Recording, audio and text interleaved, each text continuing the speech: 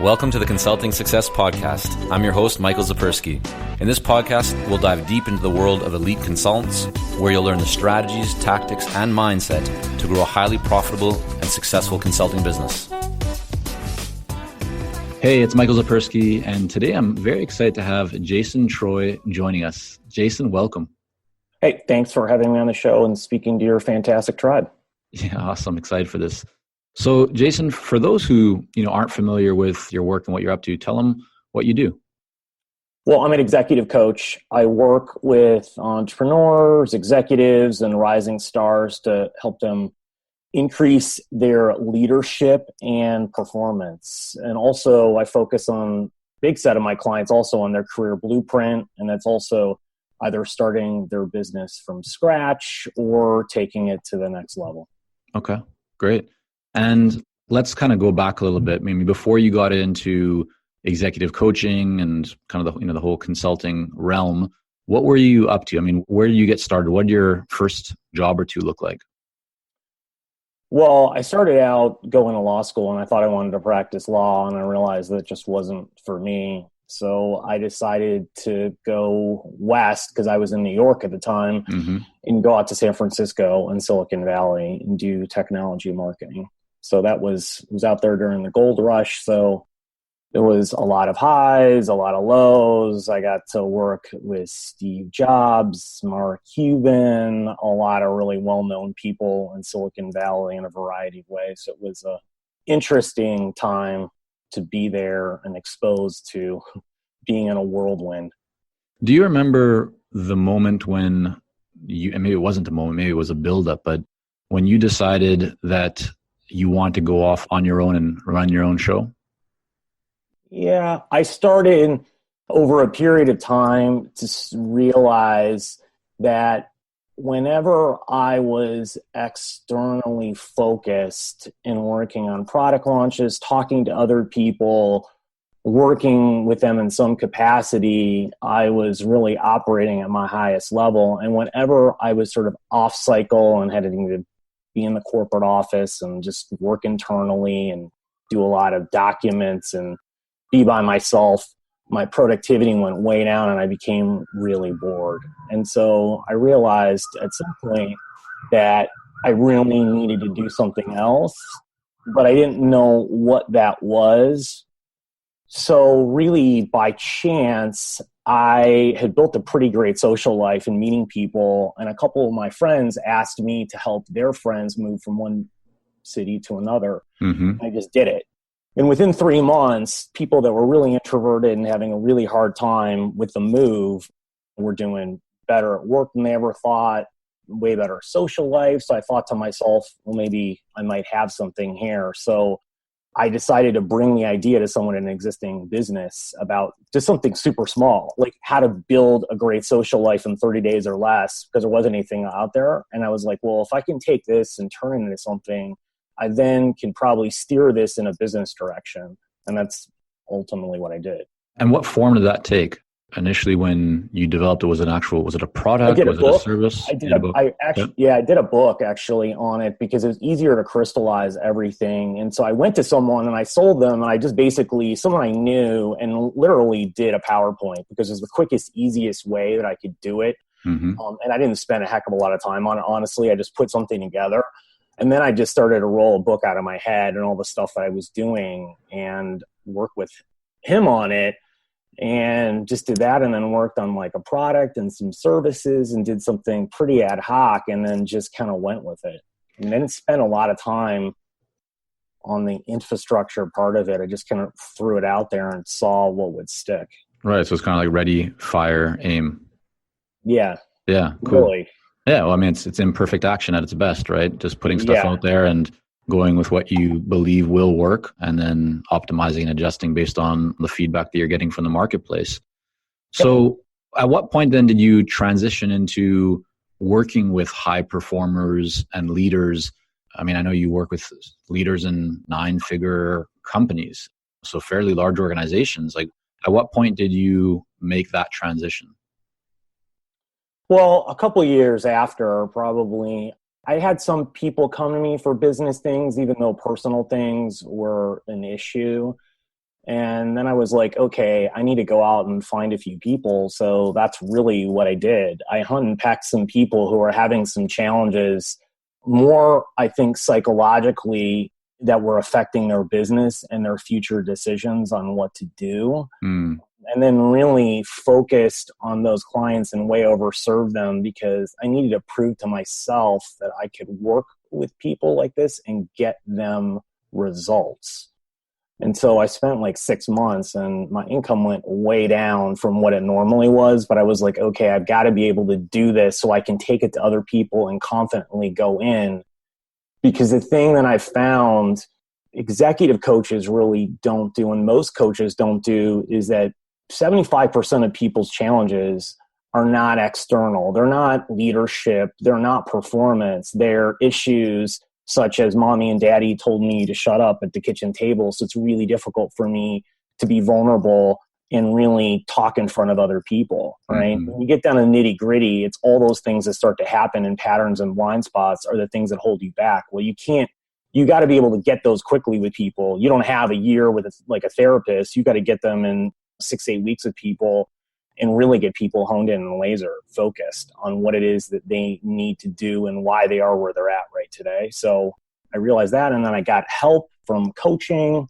I found a lot of knowledge and systems and tools, and then had been implementing them along the way.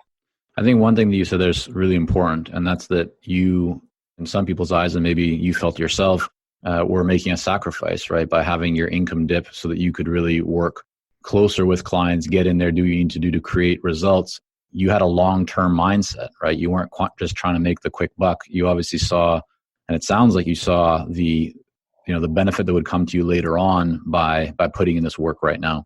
Yeah. And I think that the relationships with my clients are way different because I get to know them in a deeper level. And almost, I think every client would tell you, I know them as well as a spouse, as their best friends, as anyone else, and probably even more in some instances, because you have to get to that level of trust with someone and transparency for someone else to help you really get you to where you need to go and move beyond the roadblocks, because you're the biggest roadblock standing in your way to success.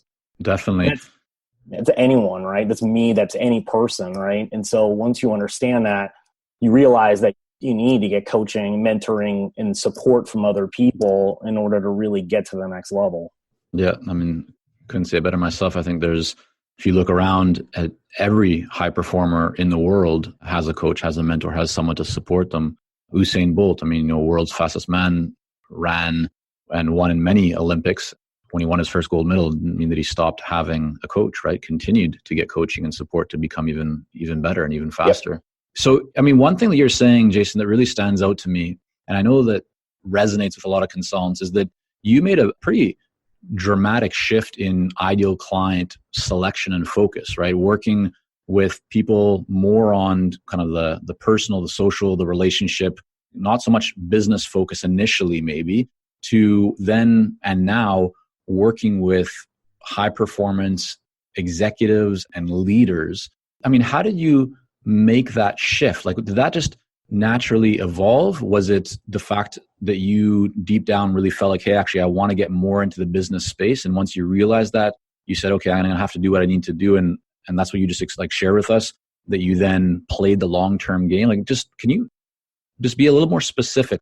Give me a little bit more, paint that picture a little bit more of what was going on in your mind and how you decide to make that shift from the personal to more of the business focused client. Well, I looked at the addressable market, and I look at people who are willing to pay, and I look at the impact that could have and the dollars that I could bring in for people. And the problem with the personal is that it's not really quantifiable for people, and they tend to push it out and think it's less important because there's no dollars and productivity and things attached to it. So that part of it is really difficult to lead with. And I think it's difficult to build a long-term relationship with someone because the ROI is much more difficult to prove.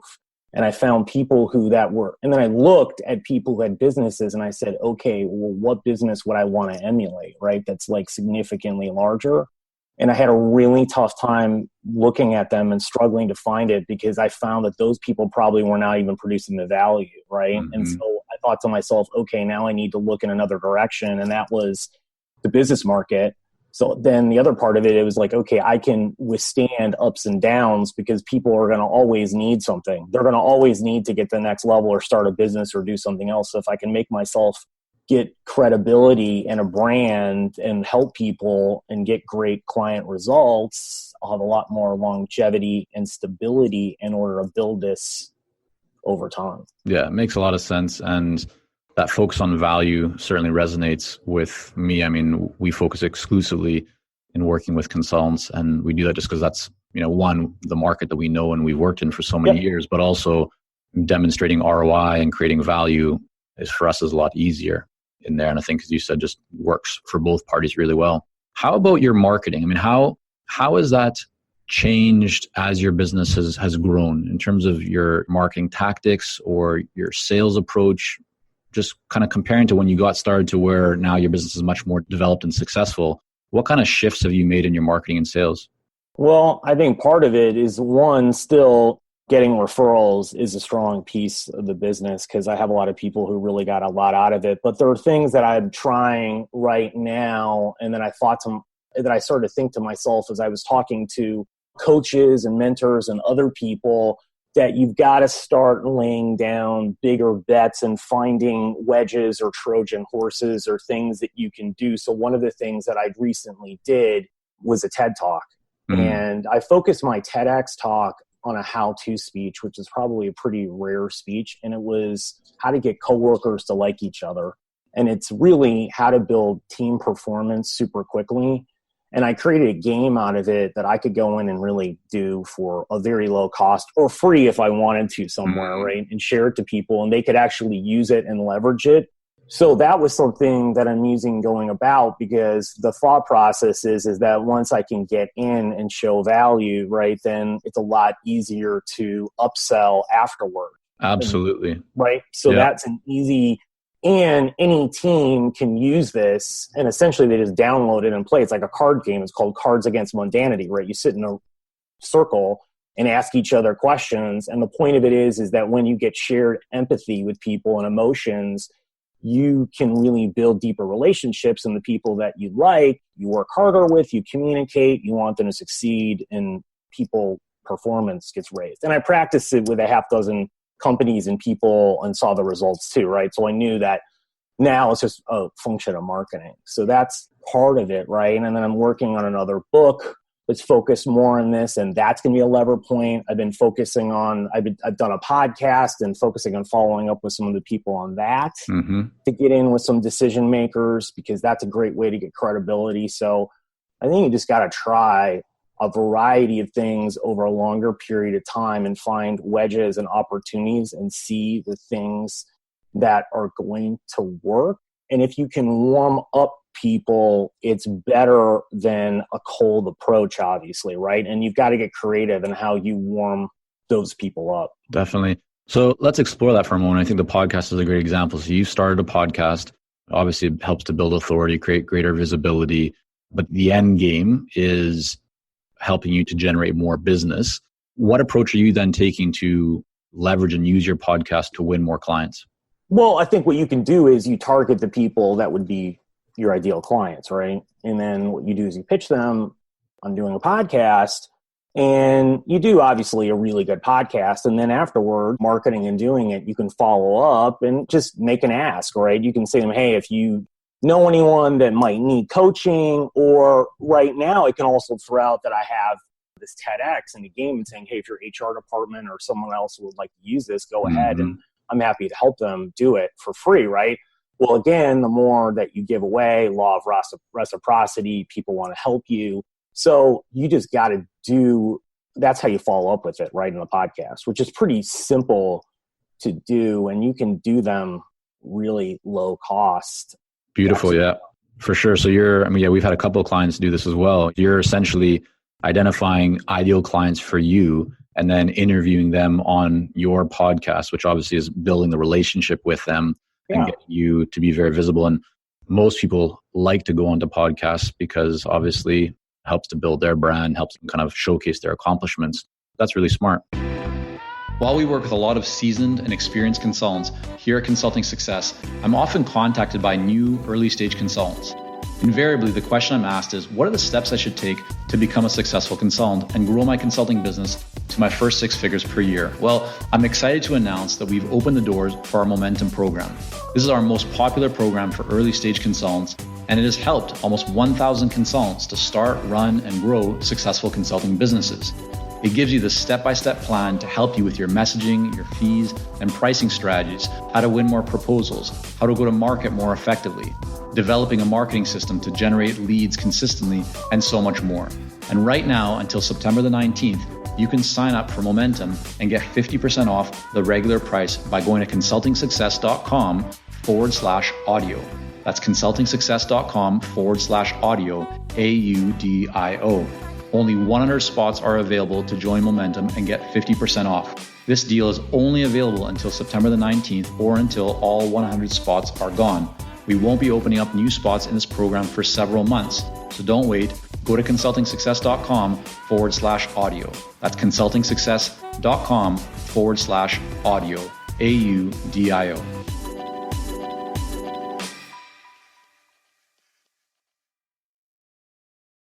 And I've been doing it in person too, a lot of them, which is different too. And so I'm interested to see some of the results because I've flown places when I've been doing other stuff and interviewed them. And so that part of it also is something that I've sort of taken a more unique angle on. So we'll see as I go through this, whether that pays dividends or whether it's the same thing as doing something audio or even just audio in person. I'm doing audio and video. So I'm trying to test out some stuff for the longer term and see what comes out of it. Yeah, that's what it's all about, right? Testing and seeing what the feedback is. I think it's a great point because a lot of people out there just get paralyzed by the fear of what if I do it wrong, like that perfectionism, and then look at, well, I could do that, but I think I need to have this done first before I start this. And they end up not trying things that ultimately they could learn a lot from. And I think you're sharing some great examples here of... I mean, people get stuck up in the how too much.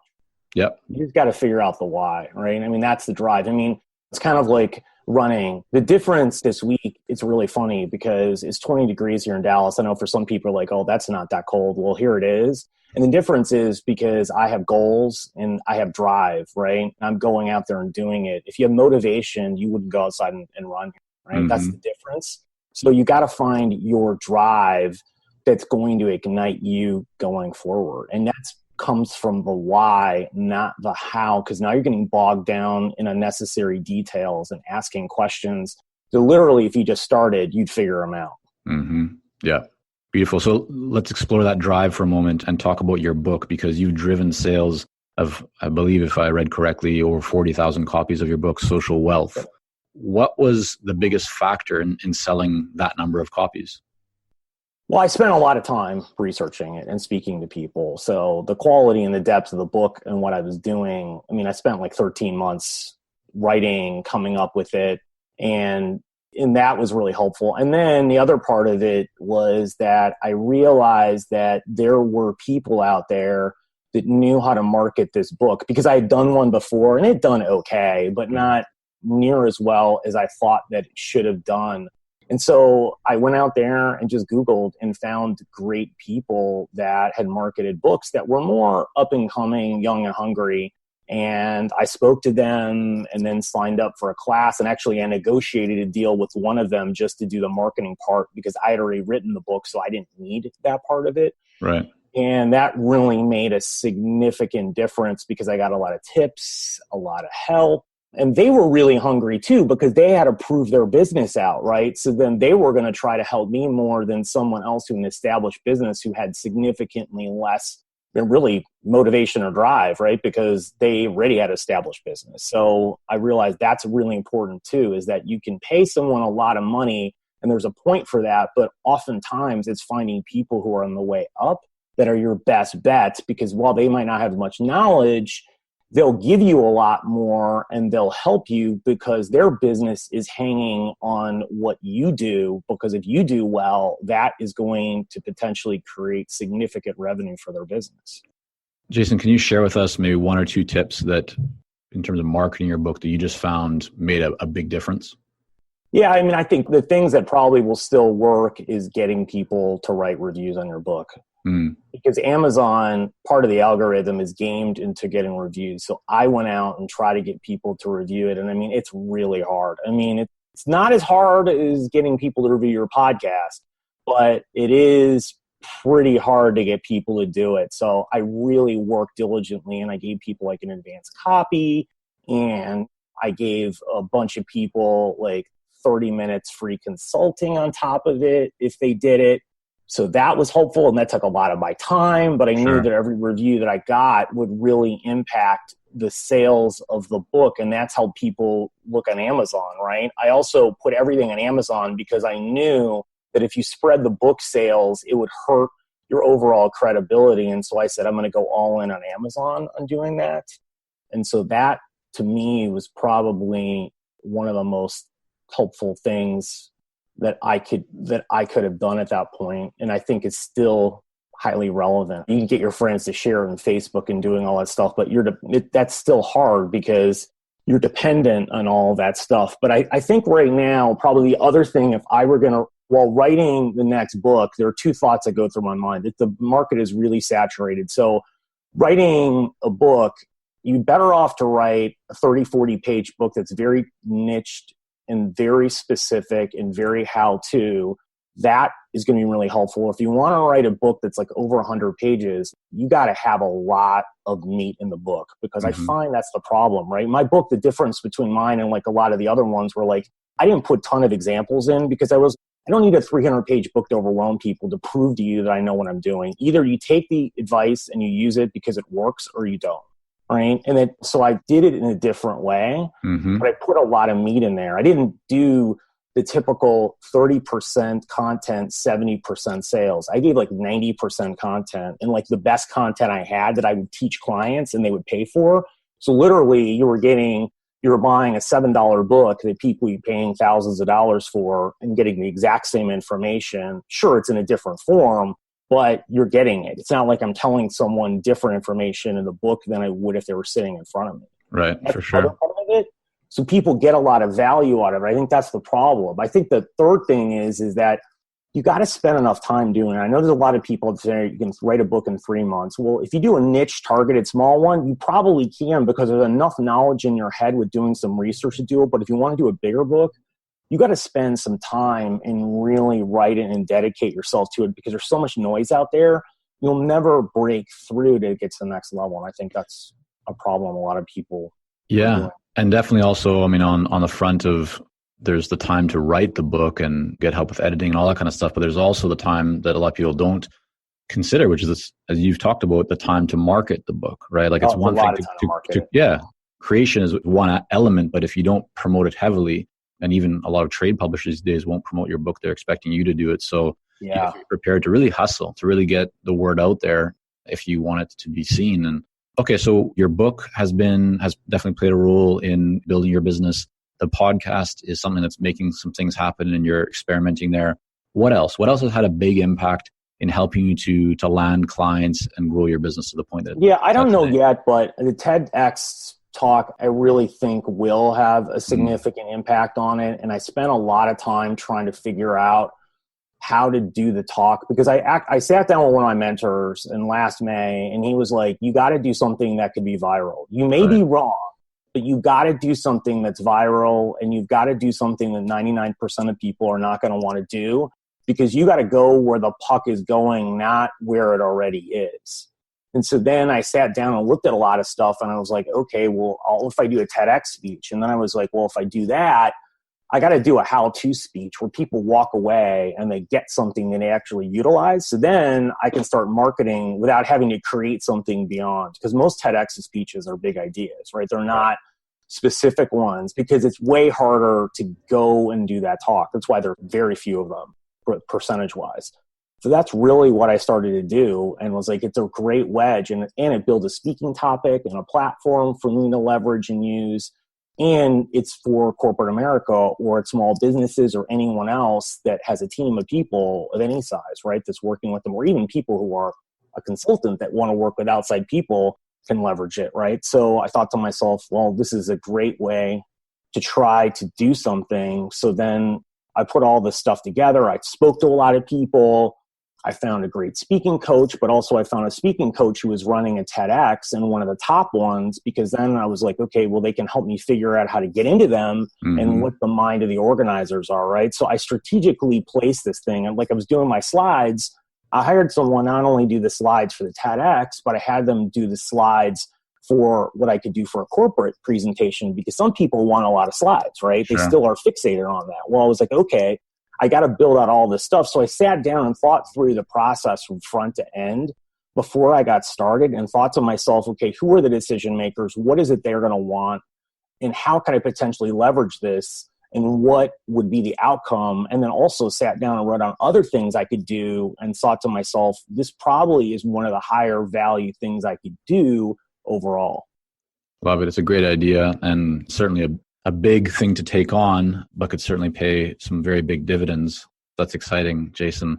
Listen, we're coming to kind of wind down here, but I want to ask you one more question, and I'll put you on the spot here and ask you to kind of share your response here within about 60 seconds or so. You work, Jason, with a lot of high performers, people really making things happen and leading large teams, generating hundreds of millions in sales and so forth. What are either the top characteristics or principles or mindsets that an executive or independent consultant or a small consulting firm owner, for them to really achieve more, for them to realize greater potential? What are some of those? Because I know you talk about blind spots, but in terms of things that people should be focusing on, like, are there some specific ones that often reappear, mindsets that people should, like, what stands out to you when I say that? Well, I think it's being courageous, right? And the core part of being courageous is being vulnerable. They go hand in hand together. And so I think that that's a huge piece of it. When you can be that way with people, there is significant more trust and transparency in that. I think the other part of it is mastering your emotions, right? Being able to do that will really set you apart from other people. And I think it's really building out your social communication and collaboration skill sets with other people too, to the next level. And a lot of that has to come down to building out empathy.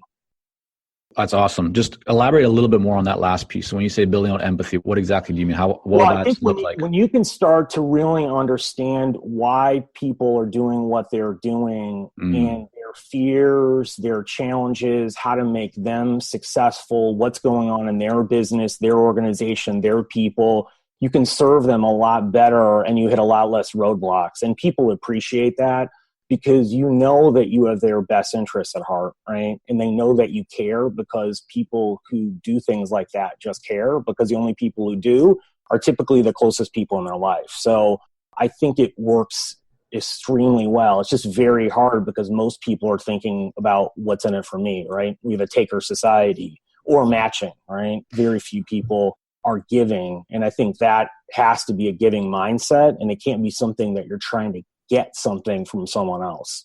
Yeah, I think that's a really important share, because it can be applied both to when you're working on landing new clients, as well as when you've actually engaged that client and then you want to serve at the highest levels and create the most value during that relationship. But it really comes back to kind of what you shared at the beginning, which is it's that long-term mindset versus short-term, right? It's really relationship building and value providing over just transactional.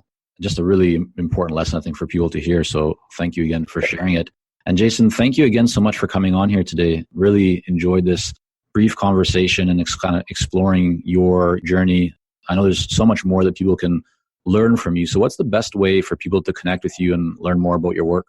Yeah, they can go to my website. It's jasontreu.com, and it's Jason, and the last name is spelled Treu. That's Treu. My parents decided to make my last name extremely complicated. So it makes you more memorable, right? Yes, I hope so. Awesome. Well, everyone definitely check that out, and we'll have a bunch of show notes as well up on the site. So check those for links to resources and things that we've been talking about here today. Jason, again, thanks so much. Hey, thanks for having me on. Thank you for joining us on this episode of the Consulting Success Podcast. For more episodes and to subscribe, rate, and leave a review, head on over to iTunes. And if you'd like to develop consistent lead flow and a highly profitable consulting business, learn more about our coaching programs at consultingsuccess.com.